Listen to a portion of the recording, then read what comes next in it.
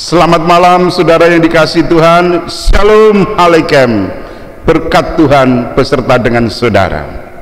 Malam hari ini kita mempersiapkan diri untuk ibadah besok pagi. Mari kita bersama-sama merenungkan sabda Tuhan ini dengan satu tema, sampai waktu menuai. Kita berdoa lebih dulu. Mari kita berdoa. Ya Bapa yang di surga, yang kami hampiri di dalam Tuhan kami Yesus Kristus, kami bersyukur oleh karena berkat-Mu malam ini kami kembali merenungkan sabda-Mu bersama-sama. Kiranya Roh-Mu yang kudus terus menjamah kami dan mengurapi kami, sehingga kami semakin dimampukan untuk mengerti kehendak-Mu dengan baik dan benar. Terima kasih Bapa, ampunkan kelemahan kami. Di dalam Tuhan Yesus kami berdoa Bapa, amin. Firman Tuhan malam hari ini saya ambil dari Injil Matius pasal 13 ayat yang ke-24 sampai dengan yang ke-30. Cukup panjang, biasanya satu ayat, dua ayat, ini ada 6 ayat. Kita baca semuanya 7 ayat ini. Yesus membentangkan suatu perumpamaan lain lagi kepada mereka, katanya, hal kerajaan surga itu seumpama orang yang menaburkan benih yang baik di ladangnya. Tetapi pada waktu semua orang tidur, datanglah musuhnya menaburkan benih lalang di antara gandum itu, lalu pergi. Ketika gandum itu tumbuh dan mulai berbulir, nampak jugalah lalang itu. Maka datanglah hamba-hamba Tuhan ladang itu kepadanya dan berkata, Tuhan, bukankah benih baik yang Tuhan taburkan di ladang Tuhan? Dari manakah lalang itu? Jawab Tuhan itu, seorang musuh yang melakukannya. Lalu berkatalah hamba-hamba itu kepadanya, jadi maukah Tuhan supaya kami pergi mencabut lalang itu? Tetapi ia berkata, jangan, sebab mungkin gandum itu ikut tercabut pada waktu kamu mencabut lalang itu. Biarkanlah keduanya tumbuh bersama sampai waktu menuai. Pada waktu itu aku akan berkata kepada para penuai, kumpulkanlah dahulu lalang itu dan ikatlah berberkas-berkas untuk dibakar. Kemudian kumpulkanlah gandum itu ke dalam lumbungku. Demikian pembacaan firman Tuhan. Berbahagialah kita yang malam ini merenungkan sabda Tuhan ini dan memeliharanya. Haleluya, amin. Kita sambut dulu firman Tuhan tadi dengan satu pujian dari Kidung Jemaat 363. Kidung Jemaat 363 bait pertama dan kedua.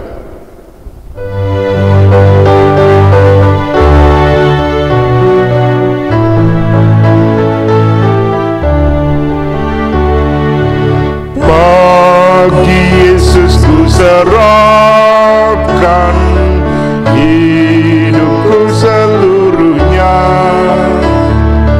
hati dan perbuatanku pun waktuku miliknya.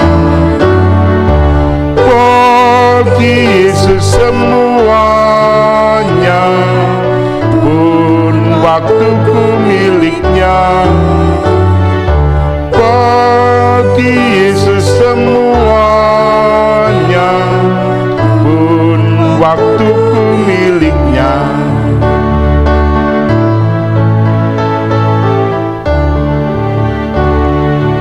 Tanganku kerja baginya, kakiku mengikutnya,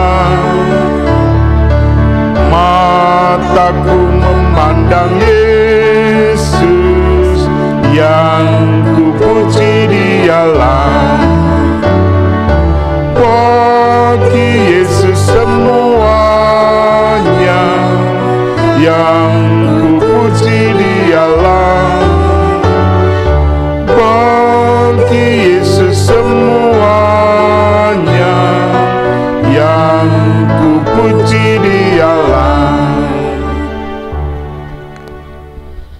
Saudara yang dikasihi Tuhan, sekilas kita baca ini sesuatu yang hadir ada dua hal. Gandum yang tentu itu baik, yang memang kita tanam, kita pelihara, kita rawat, tapi bersama dengan itu di ladang itu tumbuh lalang. Lalang itu bermacam-macam wujudnya. Mungkin bisa rumput ilalang, mungkin bisa rumput teki seperti lagunya Didi Kempot itu ya, tak tandur pari sing tukul jebule suket teki gitu ya kan, persis ini. Nah, saudara yang dikasihi Tuhan, lalu apa tuh maksudnya itu?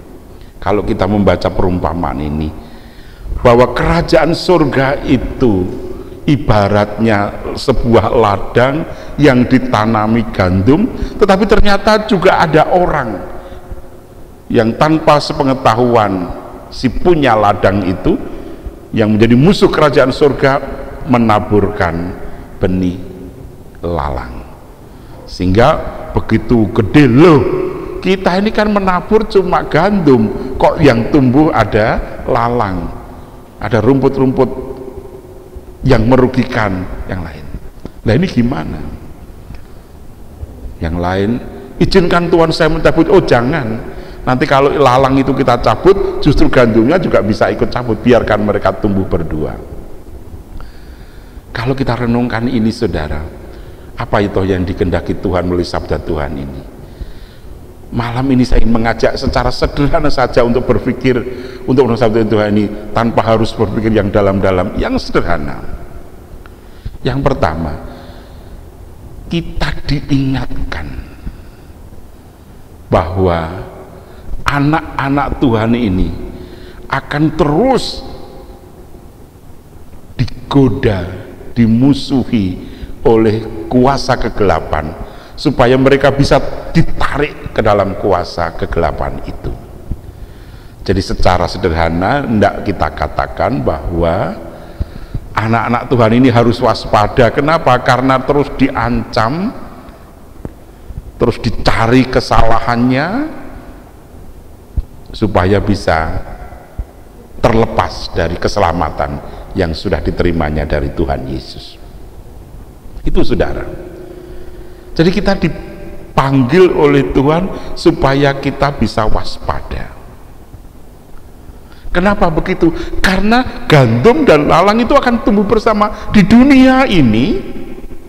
Yang namanya kebaikan dan kejahatan itu pasti ada bareng-bareng. Bahkan yang lebih licik, yang lebih hebat penampilannya itu yang kejahatan. Propagandanya, sofosnya, wah luar biasa, dan nampak menyenangkan. Bukan hanya menakutkan, tapi nampak menyenangkan, sehingga seringkali membuat kebenaran itu tenggelam. Tetapi pada waktu menuai nanti akan nampak mana yang benar, mana yang salah, mana yang gandum, mana yang lalang. Maka disitulah nanti akan dipisahkan. Oh ini gandum, ini lalang. Gandum dibawa ke dalam tempat pengirikan, kemudian lalang diikat berberkas-berkas dan kemudian dibakar, dicampakkan ke dalam api neraka. Nah karena itulah saudara yang dikasihi Tuhan, pada malam hari ini sekali lagi mari kita waspada, sadar betul bahwa si pencoba, si penggoda, si iblis itu akan terus berputar-putar mengaum, siap menerkam kita. Karena itu tetaplah berjaga-jaga dan berdoa, waspadalah, karena pencobaan itu ada di sekitar kita. Anak-anak Tuhan harus tetap menjadi pemenang-pemenang. Ingat, kemarin saya sudah mengingatkan, jangan sampai kita punya nafsu yang rendah yang menukarkan hak kesulungan dengan sepiring kacang merah seperti Esau. Tapi mari kita punya iman yang benar, yang terus bertahan, dan Allah pasti tidak hanya kasih sepiring kacang merah, tetapi segudang gandum yang luar biasa. Yang kedua, saudara yang dikasih Tuhan, kalau Allah membiarkan gandum dan lalang bertumbuh bersama, itu artinya Allah bertindak sabar, memberikan kesempatan kepada mereka yang jahat untuk bertobat. Kenapa? Karena sejak semula Allah merancang indah hidup manusia. Ingat, ketika Allah menciptakan manusia, Allah mengatakan sungguh amat baik. Karena sejak semula memang Allah merancang hidup manusia baik adanya, melebihi dari ciptaan-ciptaan yang lain. Dan karena itulah Allah merancang indah hidup kita. Apalagi kalau kita baca dalam surat Yeremia, kitab Yeremia pasal 29 mulai dari ayat yang ke-10 dan seterusnya. Di sana jelas bahwa rancangan-rancangan Allah itu rancangan yang indah, bukan rancangan yang penuh dengan kecelakaan. Jadi Tuhan merancang hidup kita itu indah, saudara.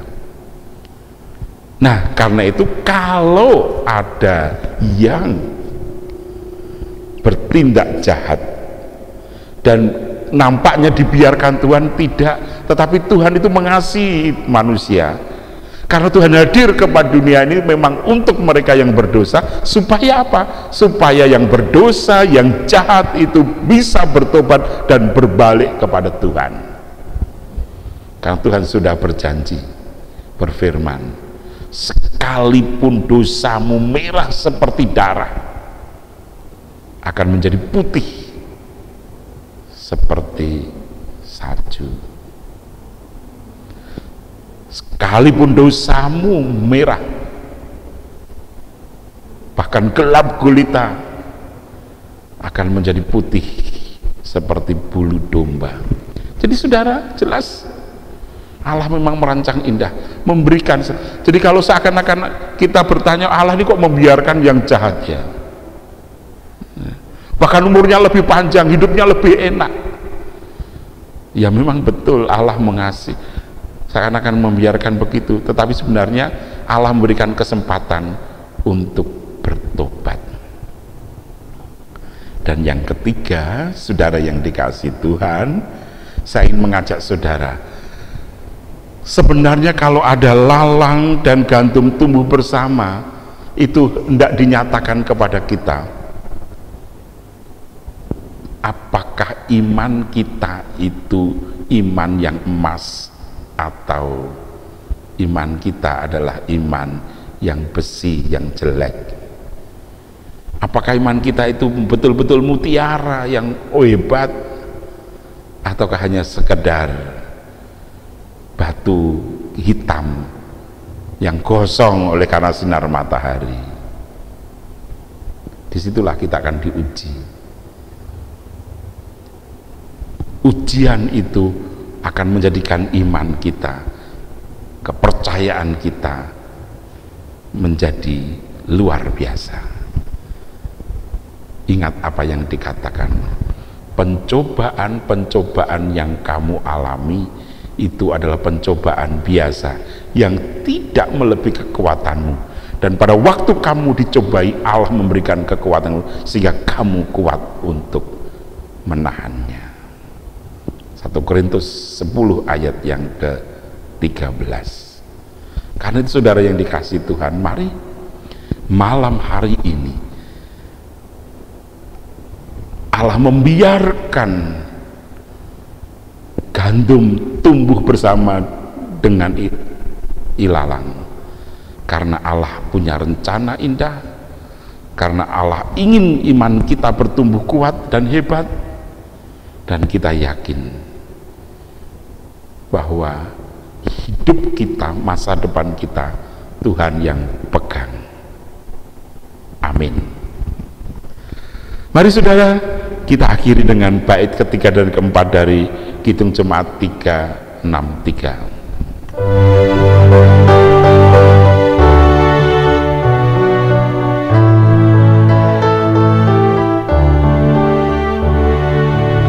Ya, sejak ku pandang Yesus, ku tinggalkan dosaku,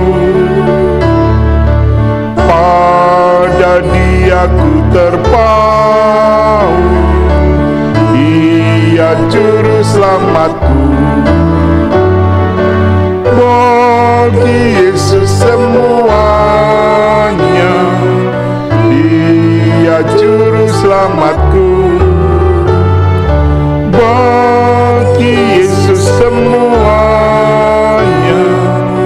Dia juru selamatku.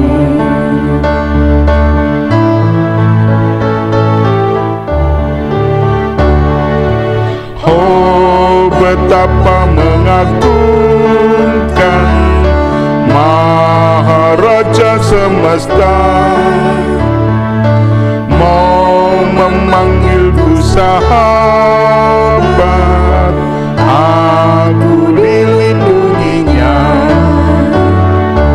Bagi Yesus semuanya, aku dilindunginya. Bagi Yesus semuanya, aku dilindunginya. Kasih karunia dan damai sejahtera Tuhan Yesus Kristus dan kasih Allah serta persekutuan Roh Kudus menyertai saudara senantiasa sampai akhirnya. Amin. Terima kasih, sampai ketemu besok Senin malam. Ingat, jangan lupa like akun kita ini. Tuhan beserta saudara.